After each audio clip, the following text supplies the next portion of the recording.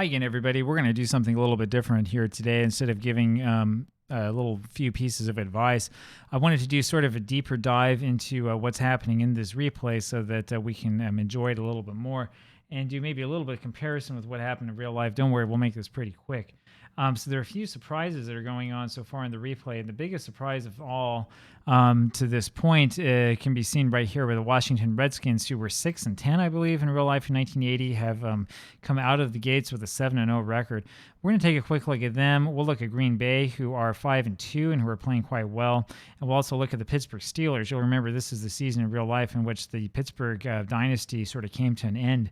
And we'll just take a real quick look at these team stats and sort of see what's coming up here. So first things first, now there are some things to complain about Action PC football, and one of them is that the user interface, though it's nice and it's sort of sparkly, it's not all that intuitive. If you double click on a team, you get their roster instead of getting the team statistics. I would expect you to get the team statistics. You can go over here to stats. It'll show you some things, but what you really want to do is you want to click over here on team stats, which is for some reason a different window. I don't fully understand what the difference is between that and this because they show the same thing. Anyway, whatever. It's neither here nor there. We'll deal with it here. We want to click over first on Washington.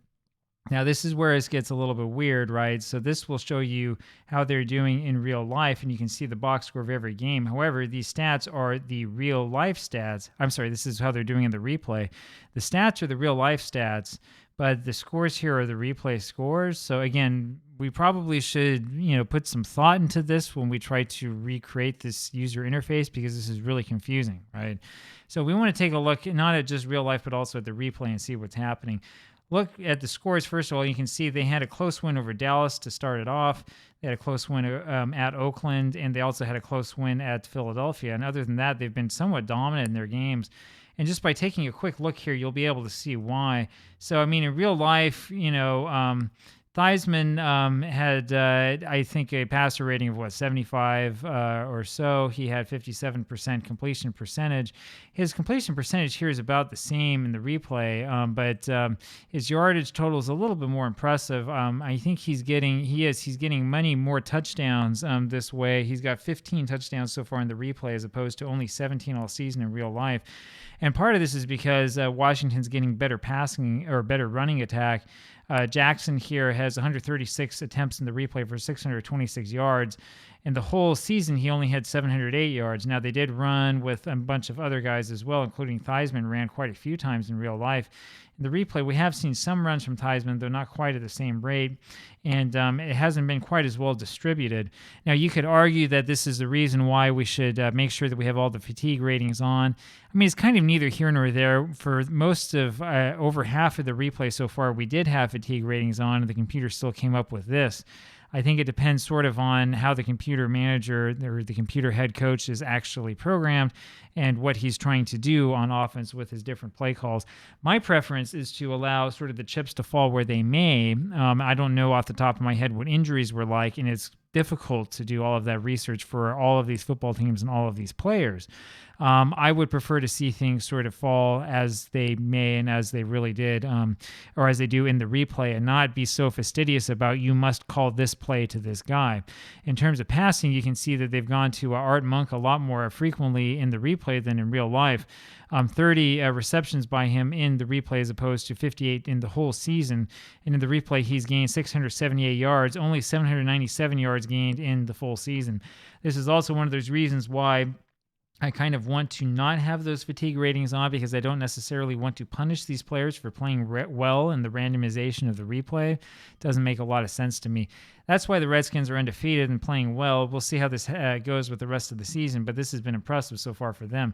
Now we'll take a look at the Green Bay Packers. The Packers, similarly, so you can see they've had a couple of close games. They were able to beat us in a close one. They won by 1 at Tampa Bay. They had a close game at Los Angeles as well early in the season. Not all of their games have been close, though, and 2 of the losses they had were by pretty large margins. Again, when you look here, you don't see quite the huge difference between the replay and real life here as you did in real life. Dickey maybe is a little bit better in the replay than he was in real life, but really just a little bit, right? And I'm not seeing him with an unreasonable number of attempts for 7 games into the season. The big difference here is that Ivory, as we saw in our game, is running the lights out. He has 525 yards so far, and it's because he's getting the ball more frequently in the replay than he did in real life. That's just sort of the way it's working out. Again, I mean, you can tell me what you would do. Do you think that the computer should be punished for this or not? I would argue that there are probably more plays being called, and it just so happens that the computer recognizes that Green Bay has a better running attack than the passing attack, and so you're seeing a lot more runs. Interesting thing here, and you've seen this mentioned on the forums, is that Ivory also has a high number of receptions, 31 receptions here. In real life, he had 50 total, and he was actually their number 2 receiver. Interesting for a running back. You're seeing a lot of plays being dumped off to Ivory by Dickey. Is that realistic? Is that not? He might be a little bit over the average in real life.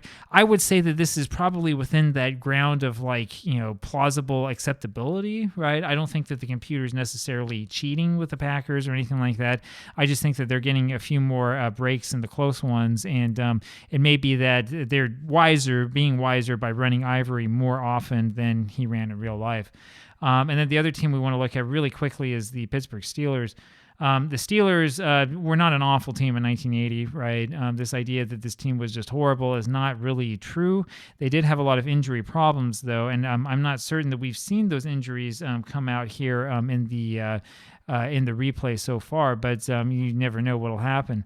In fact, you can see there are a couple of injuries that have already hurt the team a little bit. I do believe in real life, Stout started the upcoming game against Cleveland, as opposed to Terry Bradshaw. Bradshaw's passer rating of the replay is 79.5. In real life, it was 75.0. So you see again that Action PC Football is just about right on. And as we compare, the attemptions and the completions and stuff, I mean, the percentages are right on. It's pretty impressive. Again, given all the variables in this game. Franco Harris has been running, though, a lot more in the replay than in real life. 704 yards rushing already. He had a total of 789 in real life.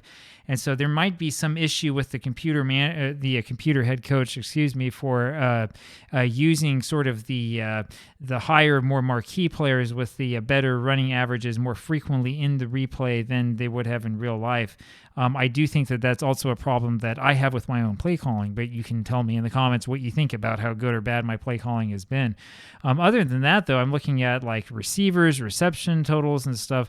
I'm not seeing anything that's really standing out other than perhaps the fact that we're seeing fewer of these passes to sort of these second and third tier receivers, maybe a little bit more to Lynn Swann and the like.